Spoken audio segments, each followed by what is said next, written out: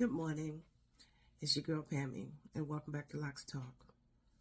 Lately, so many people have been raving about getting locks, and I couldn't be more pleased to see that. However, it's after they start that all the questions come. What should I do for this? And what? Let's have a conversation. Let's talk today. I want to tell you about the things you need to know before you lock up. Okay?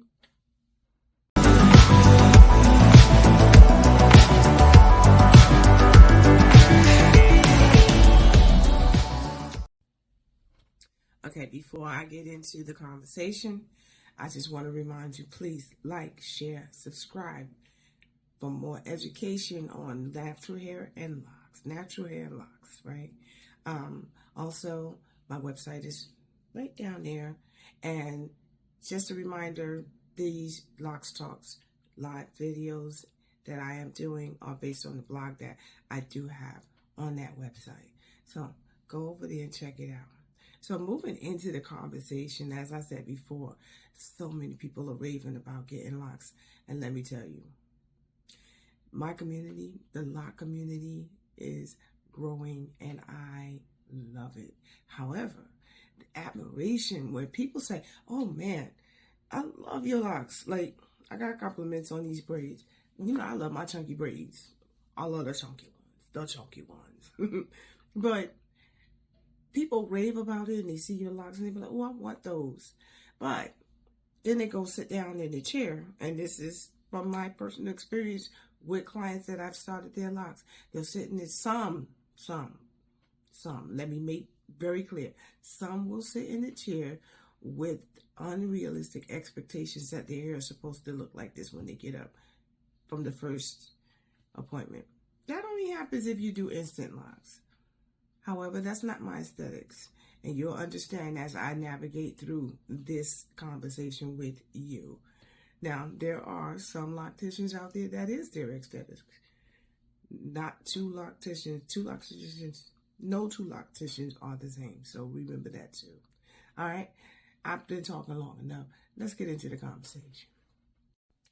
All right, so we're here. Welcome to Loc'd Talk, where I talk about all things loose, natural, and locked hair. This conversation is for who? You would think that it's just for the lock community, but this is for everyone also. Because if you're loose, natural, and you're considering locks, this conversation is for you.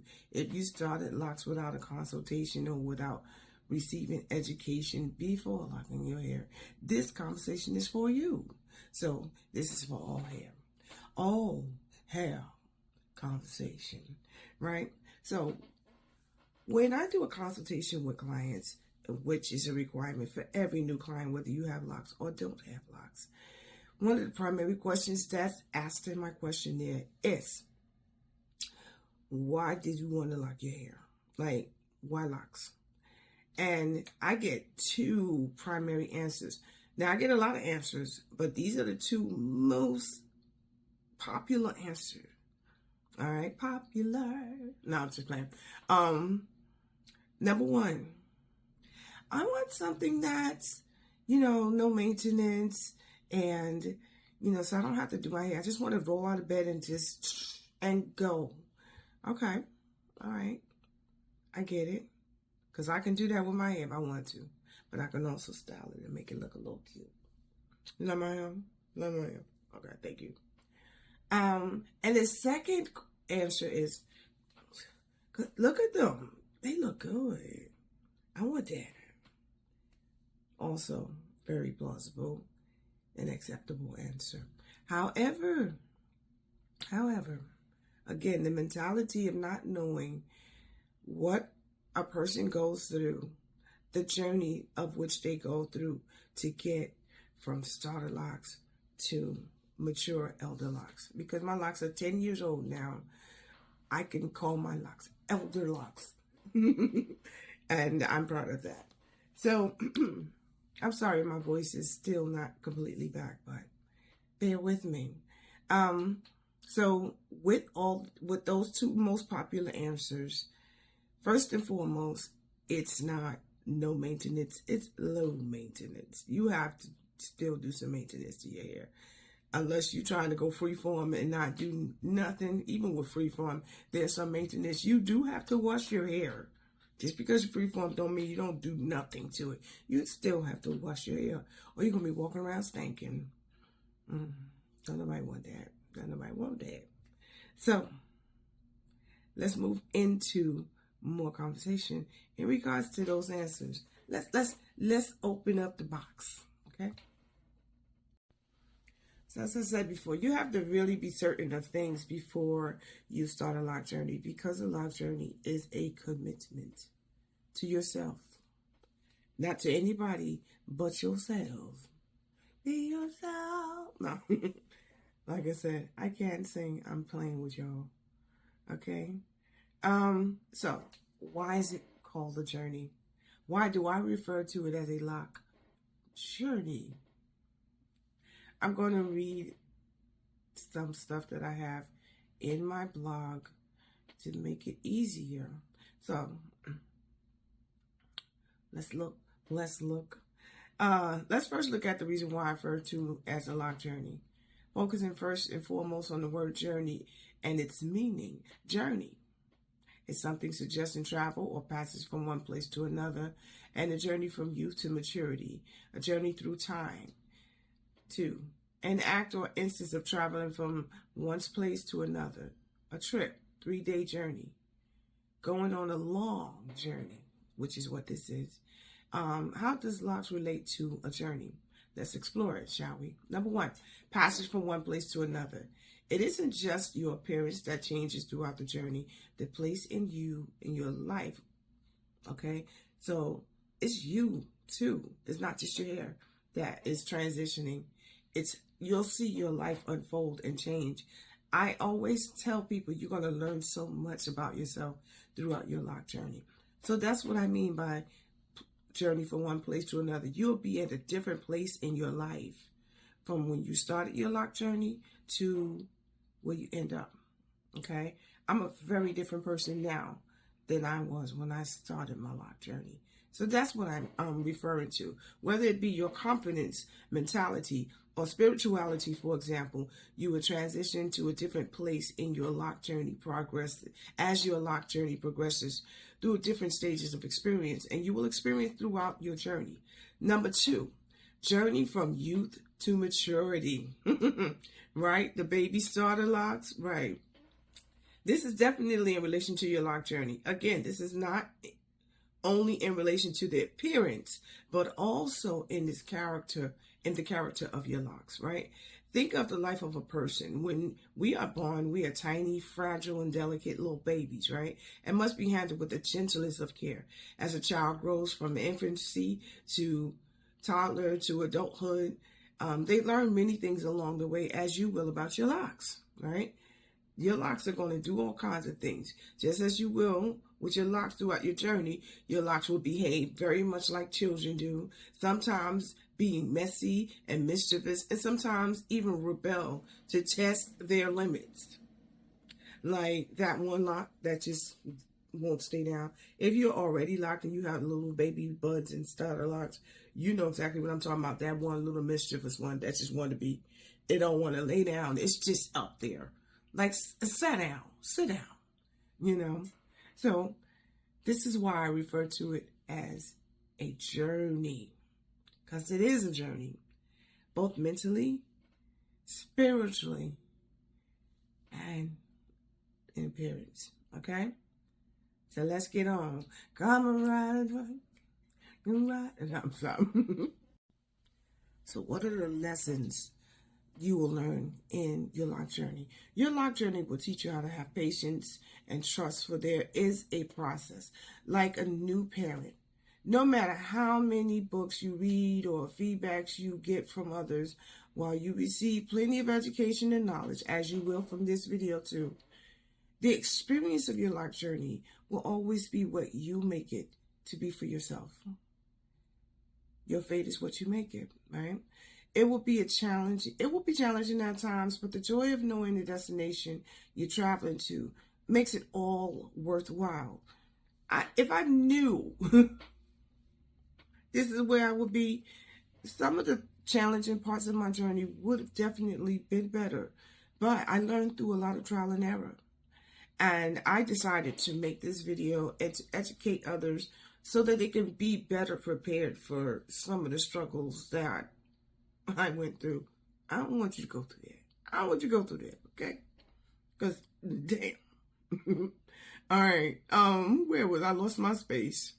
Your Loc'd journey is indeed a journey through time, ever evolving day by day. This is why also I educate myself continuously, because having Loc'd is evolution is constantly evolving. Okay, and your scenery is what you will see and experience throughout each stage of your journey. Your Loc'd journey is a trip worth taking, should you choose to embark on the journey. Let's move forward.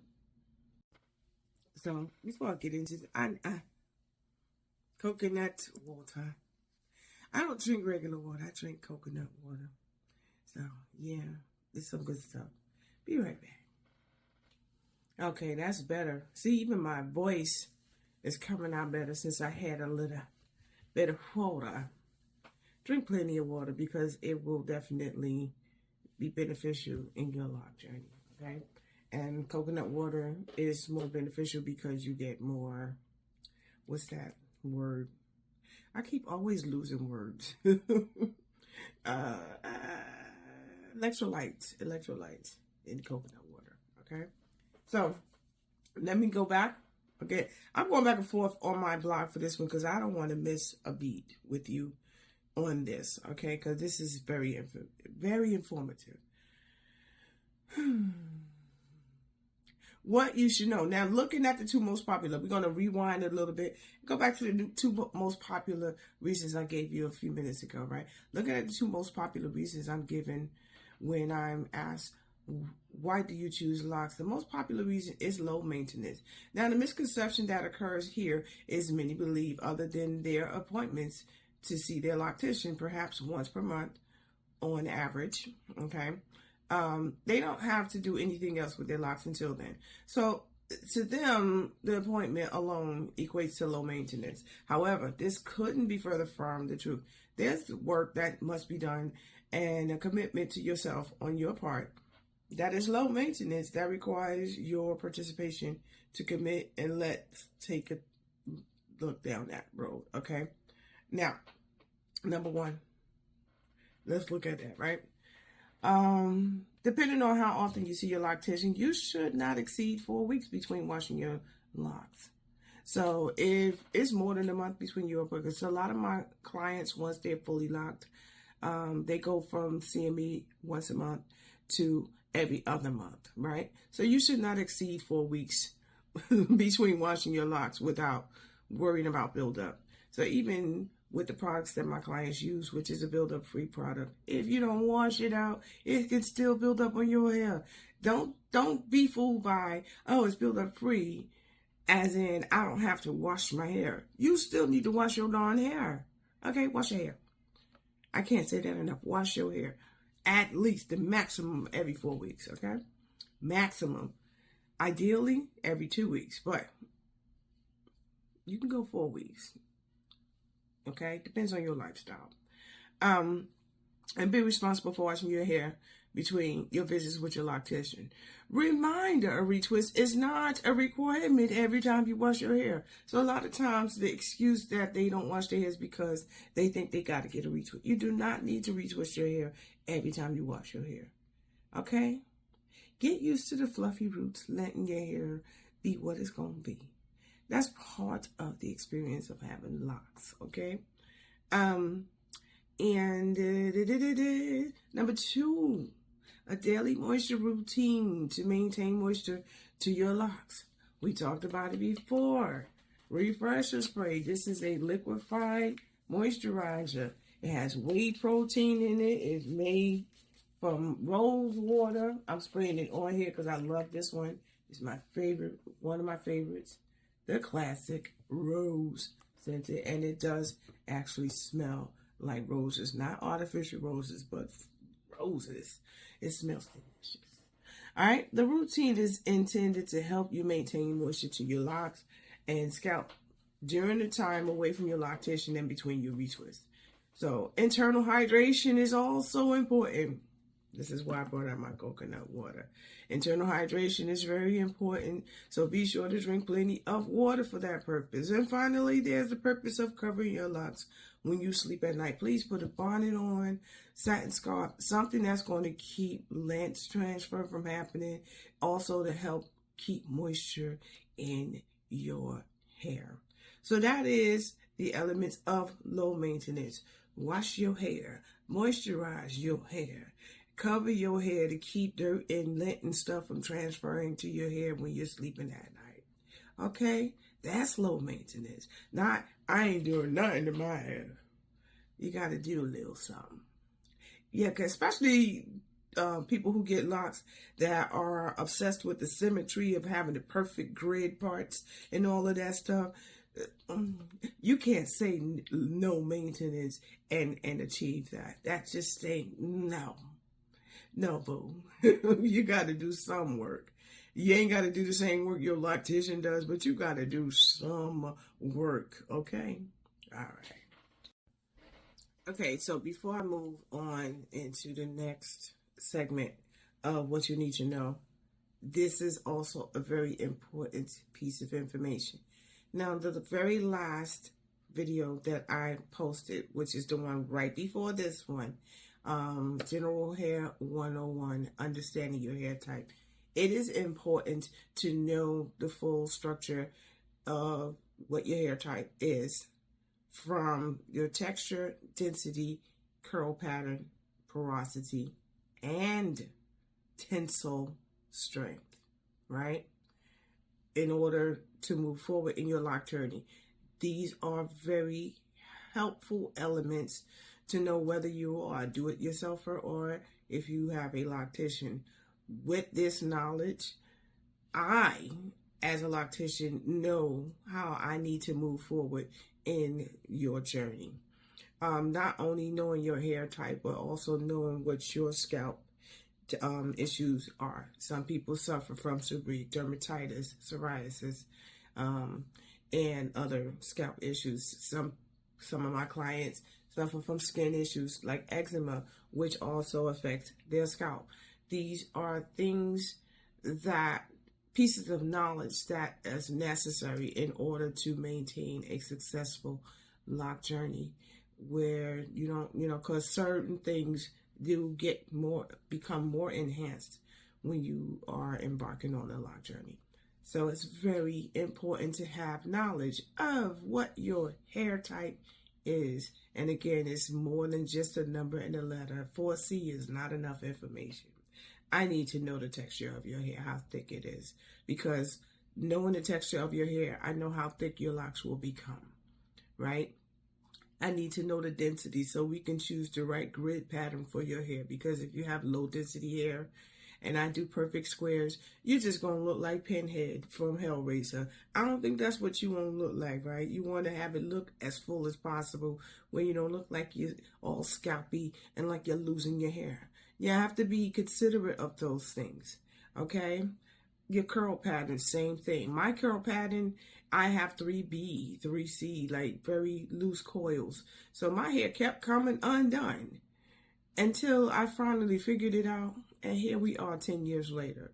But it took a lot of trial and error, frustration, all kinds of stuff, because I foolishly thought just my knowledge of natural hair care was enough for me to say, oh, I could be a loctician too. No, I had to do some serious research, and I went ahead and I found my mentor, and I apprenticed with her for 3 years. I learned the ropes and became an official certified loctician. Like, I'm not going to, again, no shade to YouTube. I'm not just going to go to YouTube University and let somebody teach me on there. I actually did the work and did a little bit more, okay? Because a palm roll does not, a simple palm roll or retwist does not a loctician make. It's more to it than that. So know your hair type, right? If you want to have a better understanding of it, go back and view it. I'm going to actually put it at the end of this video. So you want to click on the link and go ahead and watch it, all right? Drink water and mind my business. I go drink water and mind my business.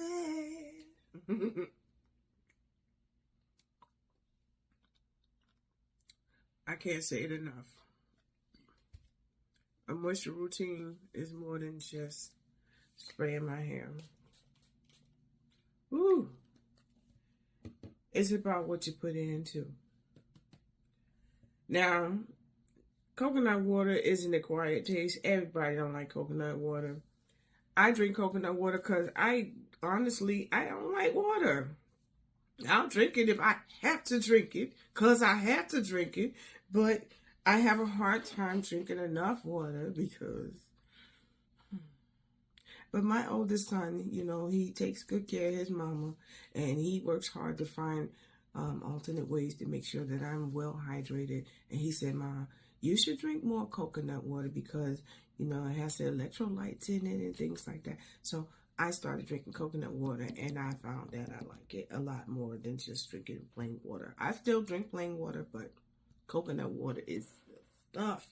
Okay, it's expensive though. That's when you can't drink too much of it. But I even saw a video where a young man, well, older gentleman, said he never drank regular water his whole life. He drank coconut water his entire life. And ooh, he was like he was up there in age. He was like in 80s, but he didn't look it. Okay? But when you drink water, you're hydrating internally. And you see it in your scalp, you see it in your hair, makes your hair shinier. Your hair even grows at a very healthy rate when you drink water. You don't see a lot of dryness in your scalp or your skin. Your skin even glows when you got that glow. So I always say, garbage in, garbage out. Healthy in, healthy out. Drink plenty of water. That gives you internal hydration in addition to the external hydration when you use your refresher spray. Okay? Drink water and mind my business. Let me stop. Okay, so this don't have higher expectations than you're ready for. What do I mean by that? Having higher expectations than you're ready for. So let's get into the second reason for people that I get. The second most popular reason that I get from people when I ask them why locks. And they be like, "Oh, because they look so damn good." They do, right? They do. There's a regalness to having locks. It really is. It does look beautiful. But it's not just, sorry, my eye itching. It's not just the look of the locks that people see. It's the energy that you carry. And a lot of people don't even realize they're carrying this certain energy when they have locks. And, you know, and this makes people really admire your locks and say, "Oh, I want those." You know, I consider my locks elder locks now. Now, I've gotten compliments from people that say, "Oh, I want to lock my hair," after looking at my hair. And I love that. Oh, I love that. However, sometimes people have certain expectations of, you know, how they get from point A to point B in one of those locks. I've had in the past, because it doesn't happen now, because this is why I require a consultation from everybody before I even see them. I've in the past experienced people, customers, because clients is a difference. There's a difference between customers and clients. I'm actually going to make a video about that. Where they will sit down, because I used to do the initial consultation in person, but now the first one is virtually, and then we move forward into physical consultation. But they will sit down, they'll show me a picture. I want my locks to look like this, but it's not with the eventually over time through the journey. I want my hair to end up like this, and even with that, that's an unrealistic expectation, because your hair is going to do what your hair is going to do. You could be telling me you want your locks to look like how somebody who has a completely different hair texture than yours, how their hair turned out. Your hair may not look like that because y'all ain't got the same hair. Snowflakes, remember what it is? Come on. So realistically, the unrealistic expectation that this person would say, I want my hair to look like this. They mean when I'm done doing their installation locks, they want to get up with their hair looking like the picture they showed me. The only way that's achievable is with extension, instant locks with extensions. Outside of that, no, that's not how that works. So even when I had a customer that wanted thick locks, I'm like, locks thicken over time. You're not instantly going to get up with thick locks. And this is also with instant locks and lock extensions. You're not going to have that thick, full lock. Maybe the extension is all thick and full, but the roots where you twist it to attach it to, that ain't going to look like that. That ain't going to look like that. It's going to be small. Even when you do have mature locks and everything, and you go for a retwist, what happens, how your roots look versus how your locks look, right? Two different things. Your locks is thick and full and fluffy, but when you retwist your roots, which are not locked yet, right, and does not have the added hair, it ain't in there yet. So don't have unrealistic expectations. Realize this.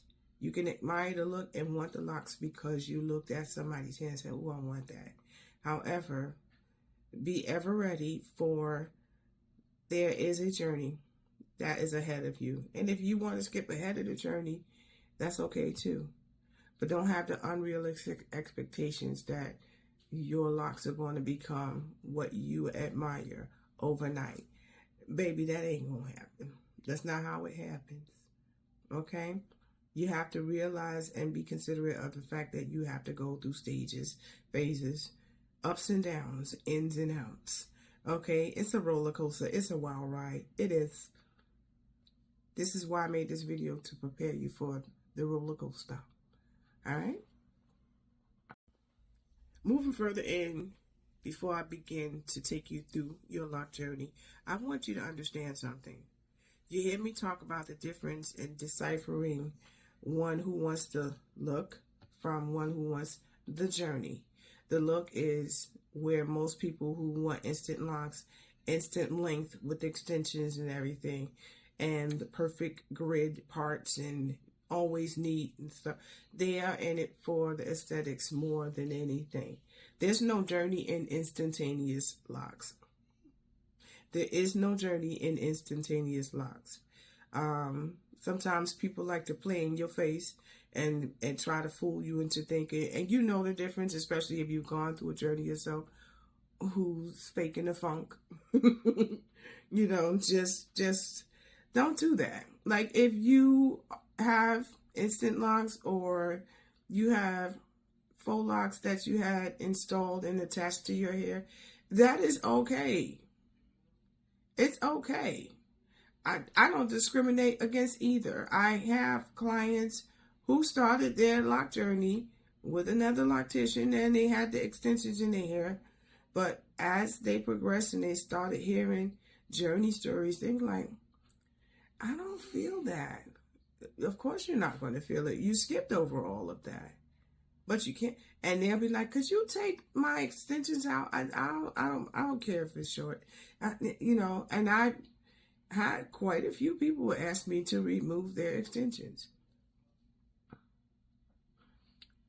So sometimes the extensions is not there because they want instant long hair. Sometimes it's the transition and letting go of a lot of the beauty standards. They be like, oh, my hair's so short, I look like a boy. And I get it. I do. It's a struggle. A lock journey is not easy, right? Because it's like almost going natural all over again with the big chop and everything, because you go through shrinkage and all of that stuff. We're going to get into that when I take you through the journey. But, baby, it's okay. I don't discriminate against one or the other, but there is a difference between the two. You're robbing yourself of the journey if you want instant locks. You are. Unless you take them off at a specific stage where you still have enough of a journey to go through to understand it. But if you from day one went from your natural hair to how my hair looks now, and people ask me all the time, it annoys the hell out of me. Oh, those extensions? No, they're not extensions. This is my hair. It took me 10 years to grow all of this out. My hair was not long when I started my locks. I had little baby shrimps. You're going to see at the end of this video because I have a little demonstration there. It's not an easy journey to go through. Like I said, I learned a lot through trial and error. So, patience is a virtue. It really is. Now, let's get into this journey. All right? Now, the journey. This part is important, and I'm going to read it entirely from my blog because I love how I use the analogy of the life cycle of a butterfly for this to make it as understandable as I possibly could for you. So now it's time to take you through your journey. I want you to sort of look at your lock journey as a life cycle of a butterfly, specifically the caterpillar, the pupa, transition stage, and adult stages. Beautiful butterfly. When you start your locks, your starter locks are the first 0 to 6 months of your journey, and it may be longer depending strongly on the texture and hair type you have. My starter lock stage, mine, lasted much longer for this reason because my hair is much softer in texture. But as I said before, all hair is lockable. All hair is lockable. So when you see times that I'm putting on here, it's not for everybody. It really strongly depends on your hair type and texture, okay? I will refer to the starter locks as the caterpillar stage. By the way, I went through the starter stage almost a year into my lock journey. That's a long time, much longer, twice as long as I said 0 to 6 months. This stage requires the most maintenance. Now you're like, what? Yeah, it does. Let's get into that. Okay, moving on. The caterpillar stage must be handled with the gentlest of care. Starter locks, right? Your locks must be well nourished to prepare for the next stage of your journey. As your caterpillars mature, you will enter into the next stage of your lock journey, the budding stage. From 6 months to 12 months. Again, might be longer for others, such as myself. The budding stage is much like the pupa transitioning stage of the butterfly's life cycle, as seen in the diagram here. Okay, during the budding stage, often referred to as the ugly stage. You see my face? I don't like people referring to it's the budding stage. People like to call it the ugly stage. Your locks will look lumpy and bumpy and frizzy. The lumps and bumps are symbolic of a full caterpillar filled with all the nutrients that it needs to enter into its next stage. So it begins to create and develop its chrysalis or cocoon. The frizzy hairs are the threads of the chrysalis that wrap around the lumpy, bumpy locks. And the chrysalis is symbolic of the teen stage of your journey. Again, the timing is based much on the texture and hair type that you have. So don't rush through this either. You conform to your locks, not the other way around, okay? My budding phase lasted another year or so. But on average, this stage is from 12 months to 18 months, maybe longer, okay? As time passes, your locks take form and shape themselves as they will become, as you transition into the adult stage of your journey. In the butterfly's life cycle, this is the part of the journey when the butterfly comes out of the chrysalis and you begin to see the beauty of what it has become. And it spreads its wings. So now we are at the part where the locks starts to spread its wings, and you start to see it form its permanent shape, and so what it was supposed to become, and it spreads its wings, smoothing out all the lumps and the bumps that was once a little fat, nourished caterpillar, now emerging as a beautiful adult butterfly. Approximately 2 to 5 years into your lock journey is your adult stage, right? The emerged adult is drying its wings, is showing its beautiful, unique pattern as the wings expand. During this stage, many will experience a massive growth spurts. Once this stage is completed, you will enter into your rooted elder stage. For your journey, 6 years and older, some even further down the line. For me, I put myself at a solid 8 or 9 years before I considered my locks elder. I really consider them now that I've entered double digits. Yes. I'm proud of that, so excuse me for being boastful in that. But while you may achieve the look of a rooted elder locks with instant locks, the experience of this, it does not exist because the process is going, that you went through to get there, it was absent. So keep that in mind. Okay, so if it's your goal to reach the rooted elder lock stage, which is earned, right, by going through a journey, you will not achieve that with instant locks. But let me assure you, you can do it. With the right support, you can do it. You can achieve it if you believe it. I'm corny as hell, ain't I? So let's move further into what we want to talk more about. So take the time to mull it over. What does that mean? Think about it. Really think about it. Don't be like, oh, I've been thinking about, because it was a thought that passed your mind for a millisecond. Like, really take the time and consider it the same way you would take time to consider marrying somebody. It takes a commitment to get married, right? Yeah. So you're marrying yourself when you lock your hair because you're committed to yourself. Take the time to say, do I really want to go on this journey? It's not going to be easy. Like, marriage ain't easy. People, they got you owned up with these fairy tales and thinking, and they all lived happily ever after. No, baby, it's work. Okay? Next year, it'll be 30 years that I've been married. It's work. Okay? It's not a job, but it's work. So one of the hardest parts of the journey will be the unsolicited opinions. So now we're moving into the next stage of others, and that can be discouraging. Many don't like to admit this, but the opinions of others does actually matter. So I can tell you by the way it affects them, because the questions of concern I often get during consultations with clients. So some of the questions that I get is based on what people are saying to them. It shows in those who are affected by others' opinions. It's the opinions of others that trigger the insecurities you might have, or, concerning your locks.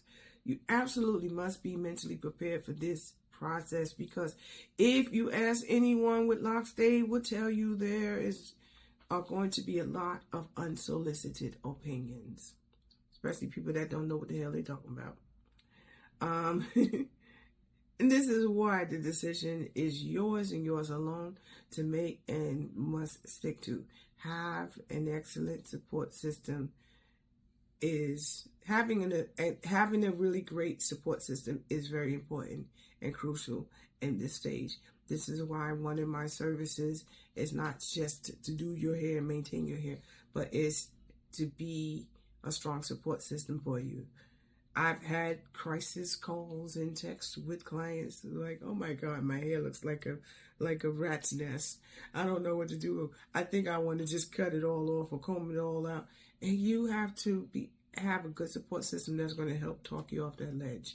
And it helps when the person who is there to support you has knowledge of what it feels like, and they can empathize properly. They know the experience that you're dealing with at the time. So make sure you have a strong support system. Oftentimes, and I've had this especially with a lot of my younger clients, where because of comments that they get or hear from their parents, they're like, I don't want to do this anymore. So please, please, please, please make sure you have a good support system. That's very important. So I'm going to give you an example of what I mean by unsolicited opinions. So my oldest son, a few months after I started my journey, because his 10th anniversary is coming up in May. A couple of months after I started my journey, he was like, Mom, I'll do this with you. Right? I was like, oh, you don't have to. He said, no, I had been thinking about it. And now that I see that you started it, let's do this together. Okay. I love it. Yeah, I got you. So that's also what inspired me to do more work and go and get certified as a loctician, because I was like, if I can F my hair up, but I ain't about to F my son's hair up. And I've been doing his hair his whole life since birth. Okay. So what I mean by unsolicited opinions was, let me just, my son, before starting his locks, asked on social media, because he's an artist, so he has a pretty big following and stuff like that. What y'all think about me getting locks? Now, he didn't get this from his fans. This is from friends and family members. What y'all think about me getting locks? And there were so many discouraging no's and don't do it responses. Thankfully, he left his final decision up to himself, because he's strong-minded like that. I raised him to be strong-minded like that. Right? Think for yourself, baby. Don't be a sheep. He left his final decision up to himself and decided it was something he wanted to proceed with and go forward. Like I said, he was committed to doing this journey with me. And I love him for that. Now, all those who were so discouraging all love his locks now. Oh, yeah, I love it. Because I had a lot of discouragement, too, when I went in. The same thing. Oh, I love your lock. No, keep the same energy you had when you was like, no, why you getting locks? Ooh, those are ugly. They dirty. Yeah. And he got the same thing. Right? So, don't keep that same energy. Don't be all admiring. And then they're like, oh, can I touch? No, you cannot touch my hair. Now. Now. So make sure your decision, if you, for you, is not based on the opinions of others, but it's something that you actually want to do. Don't let, even now, some of the things that I like, that I see now, but that I see now is even within the lock community. Oh, go ahead and lock up. I'm not going to coerce you to do anything. You got to come to me wanting to lock your hair. I'm not going to be like, yeah, you better get some of these. Yeah, you better lock up. What you waiting on? No. Because again, having locks is a commitment. That's like me. If you are annoyed when people be like, well, when you having a baby? When you getting married? When you da-da-da-da? It's that same energy when somebody's trying to entice you to lock your hair. If you want to lock your hair, lock your hair. If you don't want to lock your hair, don't lock your hair. It's your head. Wear it the way you see fit for you. But it's just, I don't know. I don't understand why. But because I didn't even get all of this when I went back to my natural roots. I was natural for 11 years before I locked my hair. So, but when I decided to lock my hair, everybody had a damn opinion. And you're going to get that a lot. So you got to be thick-skinned on that part, because it can really screw with your head and work up your insecurities. Okay? Now we're going to talk about choosing your loctician. Because you might want to do it yourself, or you're going to possibly choose a loctician. Either way, make sure you got the right person. So if you choose to have a loctician, it's important to choose one you have a good and open communication with. Make sure they are patient, a good listener to your concerns, nurturing, caring, and empathetic to your needs, educated, and considers your feelings and views, and will not discard your input or make decisions without your approval.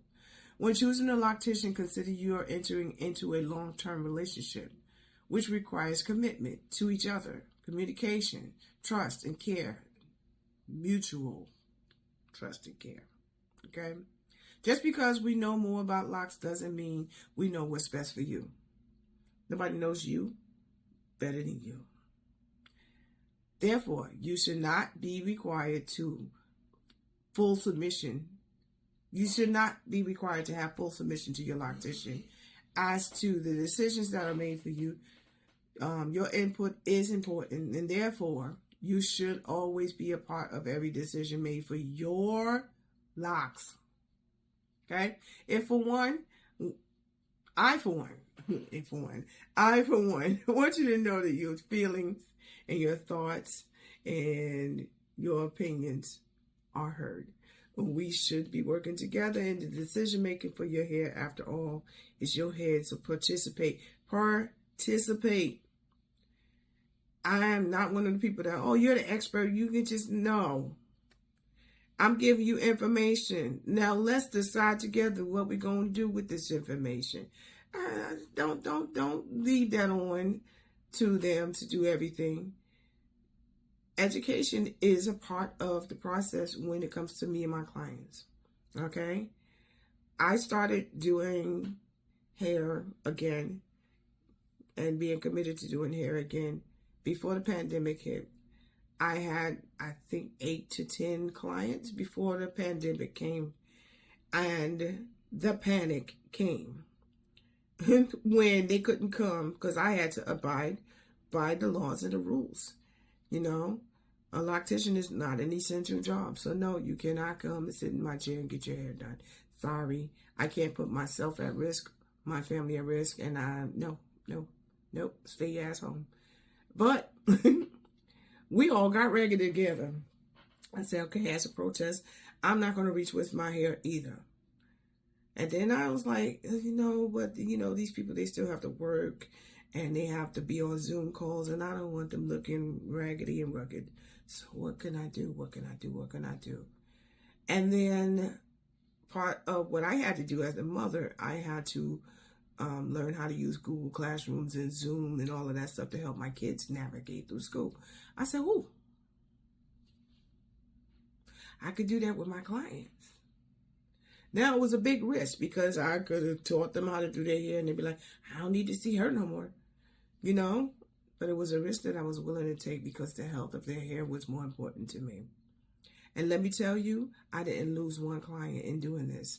I got myself a Zoom account, not the free one, but I actually paid for a Zoom account so we could be on the Zoom call as long as we wanted to.